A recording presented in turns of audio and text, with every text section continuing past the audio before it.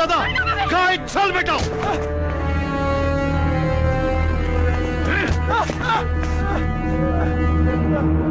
এই জন্য তোকে আমি মানুষ করেছি, মানুষ করে লেখাপড়া শিখিয়েছি, তোকে এইভাবে এইভাবে দেখবো বলে।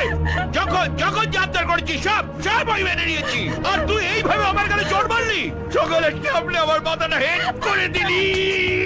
তোর বাবা সবার বিচার করে, তুই তার মাথাটা হেড করে দিলি।